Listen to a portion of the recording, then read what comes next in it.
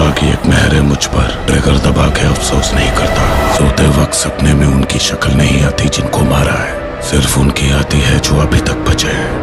भटकते हुए भी मेरे सपनों में मत आ जाना। ፊልሙ እንደሚሰራ ከተነገረና ቀረጻ ከተጀመረ እንግዲህ ከአንድ ዓመት በላይ ቆይቷል። አሁንም በተጨማሪ አንድ ዓመት ያህል እንደሚቆይ ነገረውናል። እንግዲህ በ2027 6ኛ ወር ላይ ለእይታ ይበቃል ብለውናል። እሱም ደግሞ ድራገን የተሰኘው የጁኒየር ኤንቲአርና ፐርሻኒል ዳይሬክት የሚያደርግለት ቀጣይ ፊልሙ ነው። የመጀመሪያ ግልብሱን እንግዲህ ትሬለር ብለው ወይም ቲዘር ብለው ለቀውልናል። እንደ ግልብስ ነው የተለቀቀው፣ ግን እጅግ በጣም በአስደናቂ ሁኔታ ወደ 4 ደቂቃ ከ28 ሰከንድ አካባቢ ነው፣ 5 ደቂቃ በሉት። በዚህ ውስጥም በደንብ ብዙ ነገሩን ግልጽ አድርገው ለማሳየት ሞክረዋል። እንደዛም ሆኖ ግን በጣም የሚያጓጓው ነገር አለው። ፊልሙ በጣም ምርጥ ፊልም እንደተሰራ ተነግሯል ወይም አሳይተውናል። ቀጣይ እንግዲህ ፐርሻንሊ ዳይሬክት ያደረገው ጁኒየር ኤንቲአር የሚተውንበት ድራገን የተሰኘው ፊልም ምን ይመስላል የሚለውን አይታርገን እናልፋለን። ወይም የተለቀቀችውን ግሊፕስ ሪቪው ልሰራላችሁ ብዬ ነው። सिर्फ उनकी आती है जो अभी तक बचे हैं, भटकते हुए भी मेरे सपनों में मत। በትሬለሩ መጀመሪያ ላይ እንደሚያሳየው ከሆነ እንግሊዞች የህንድን ብረታ ብረት ጥጥና ቅመማ ቅመም ፍለጋ መጥተው እንደነበረ እንዲሁም ደግሞ የተቆጣጠሩት ቅኝ የገዟት የነበረው ለእነዚህ ነገሮች ሲሉ እንደሆነ ሲናገር ይሰማል። ግን ደግሞ 250 ዓመት እንዲቆዩ ያደረጋቸው ዋና ምክንያት አንድ ተክል ነበረ። ያም ደግሞ እንደሚታወቀው በድሮ ጊዜ እንደ አደንዛዥ ዕፅ በዓለም ላይ በጣም ሲሸጥ የነበረው ሞርፊን የተባለው የአትክልት አይነት ነው። ወይም ደግሞ አንዳንድ ቦታ ኦፒም በመባል ይታወቃል። ህንድ ፊልም ብዙ ጊዜም አፊም ሲሉት ሰሙ ይሆናሉ። በጊዜው በዓለማችን ላይ በጣም ሲሸጥ የነበረ ነገር ነው። ያው ልክ በአሁኑ ሰዓት ላይ ድራግ እንደሚሸጠው ማለት ነው። እናም በጣም ይበቅል የነበረው ደግሞ በአስገራሚ ሁኔታ በህንድና በአፍጋኒስታን የተወሰኑ ቦታዎች ላይ ብቻ ነበረ፣ ለዛውም ደረቅና ተራራማ ቦታዎች ላይ። ህንድ ውስጡም በምዕራብ በኩል የሚገኘው ቦታ ጎልደን ትራያንግል ብለው ሲጠሩት ይሰማል። እናም እንግሊዞች ህንድ ከተቆጣጠሩ በኋላ ቦታውን እንዳለ በዓለማችን ላይ ይህ ሞርፊን የተባለውን የድራግ አይነት 95% በአጠቃላይ አቅራቢ የነበሩት እንግሊዞች ነበሩ። ከዚህ ቦታ ላይ እያበቀሉ እየሸጡ ማለት ነው። በመጨረሻም እንግሊዞች ህንድን ለቃው ከወጡ በኋላ ወይም ነፃነታቸውን ካገኙ በኋላ ቢዝነሱን እንግዲህ አካባቢ ላይ ያሉ ሰዎች ለሁለት ተከፋፈሉትና በተለያየ ቦታ ላይ ማሯሯጥ ጀመሩ። ያም ደግሞ አፍጋን አካባቢ የሚገኘው የሽያጭ ካምፓኒ ሲሆን፣ ሌላኛው ደግሞ ወርቃማ የተባለው ጎልደን ትሬዲንግ ካምፓኒ ሆነ። ከዛ በኋላ ልክ በአሁኑ ዓለማችን ላይ እንደምናየው በአሁኑ ሰዓት ላይ የድራግ ዋር እንዳለ ሁሉ በዛን ጊዜም ደግሞ በኦፒየም የተነሳ በዓለማችን ላይ ወይም እዛ አካባቢ ላይ ትልቅ ጦርነት ተቀስቅሶ ነበረ፣ በግሩፕ ማለት ነው።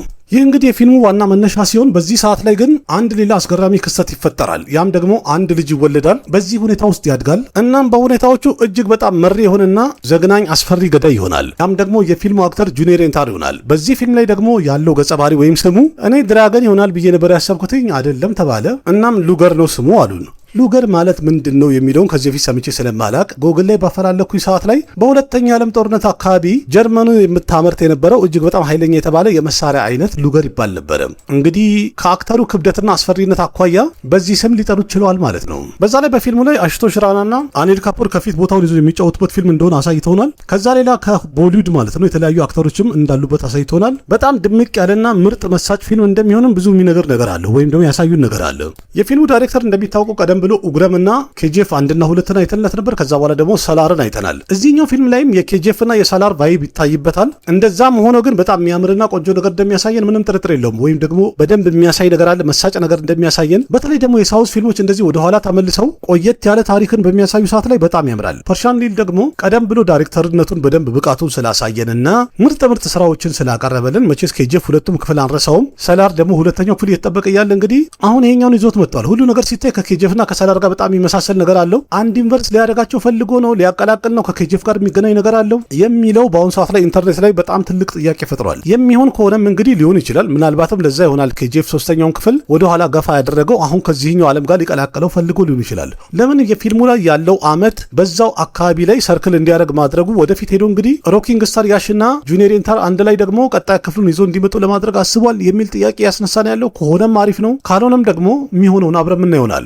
ግን ሁሉ ነገሩ ሲታይ ቀደም ብለን ሰላርና ኬጂኤፍ ላይ ካየነው ጋር የሚመሳሰል ቫይብ አለው። ከለር ቶኑ ብንል ሲኒማቶግራፊ ብንል ሁሉ ነገሩ የሚመሳሰል ነገር አለው። ታሪኩ ግን ከነጨራሹ በጣም የተለየ ነው። በጣም ወጣ ያለና ለየት ያለ ነገር በሆኑም ያሳየናል ብለን እናስባለን። እንዲሁም ታሪኩ ሲታይ በጣም ቆየት ያለና ሰፋ ያለ ስለሚመስል ይሄም ራሱ በሁለት ክፍል ሊሰራ የሚችል ፊልም ሊሆን ይችላል የሚል የራሴ ግምት አለኝ። ምክንያቱም እዚህኛው ክፍል ላይ ወይም አንደኛው ክፍል ላይ ሉገርን ሆኖ ከተጫወተ በኋላ ጁኒየር ኤንቲአር ከበኋላ ደግሞ ቪለንነቱን ወይም አንቲሂሮነቱን ትቶ ራሱ መሪ ተዋናይ አክተር ይሆንና እንደሆነና የዛን ጊዜ ስሙ ድራገን ሊሆን ይችላል የሚለው ግምት ሰፋ ያለ ነው። እኔም አሳምኖኛል እሱ ነገር ሊሆን ይችላል በሚለው ተስማምቻለሁ። ግን እጅግ በጣም ያበደና ያማረ ነገር ነው ያሳዩን። በቀጣይ ደግሞ እስቲ ከትሬለሩ ጋር የተያዙ ትንንሽ ያልታዩ ዲቴሎችን በዝርዝር የምናይበት አንድ ቪዲዮ ይዤላችሁ መልሳለሁ። እናንተ ሳያችሁት እንዴት አገኛችሁት? በእርግጥ ብዙዎቻችሁ ማታ ከተለቀቀ ጀምሮ አየህው ያላችሁ ኮሜንት ስታደርጉልኝ ነበረ። በጣም ተደንቄ ነበር። ማታ ያየሁት ነግቶ ራሱ ጠዋት እስከምሰራላችሁ ድረስ በጣም ቸኩዬ ነበረ።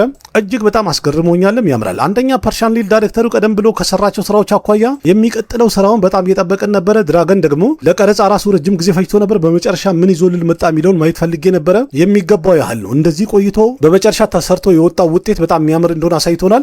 ረዘም ያለ ደቂቃ ደግሞ ይሰጠንም። አንደኛ ፊልሙ በቀጣይ ይቆያል፣ ሁለተኛ ደግሞ ሲሰራም ቆየት ብሎ ነበር። እሱን ለማካካስ ሲል ረዘም ያለ ክሊፕስ ወይም ደግሞ ትሬለር ለቆልናል። ያምራል። ለማንኛውም በጣም የሚያምር ነገር አለው። እናንተስ ያላችሁን ሀሳብ አስተያየት ኮሜንት ላይ ጻፉልኝ። ተመቻችሁ? ጁኒየር ኤንተር ትንሽ ከሳ ብለዋል፣ ግን ከካራክተሩ ጋር የሚመጥን ይመስለኛል። ከበኋላ ደግሞ ወፈር ብሎ እንደገና ፈርጠም ብሎ የሚመጣ ይመስለኛል። ዋር ላይ ከነበረ አኳያ ሲታይ እዚህ ላይ በጣም ያምራል። ቪዲዮን ላይክ አድርጉ፣ ሀሳብ አስተያየታችሁን በኮሜንት ግለጹ፣ ለጓደኞቻችሁም ሼር አድርጉ። ልክ እንደዚህ በጣም እያዝናኑ በዝርዝር ምንነቱን የሚገልጹ የተለያዩ ሪቪዎችን ይዤላችሁ ቀርባለሁኝ። በሌላ ምርጥ ቪዲዮ በድጋሚ እስከምንገናኝ ያቀረባችሁ ቃሲም መካ ነበርኩኝ። ደህና ሁኑ። ባባይ።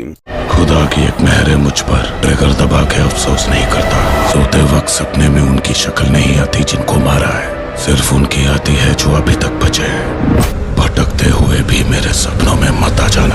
ना जाने कैसा एहसास है, बुझती नहीं है क्या प्यास है, क्या नशा इस प्यार का मुझ पे सनम छाने लगा।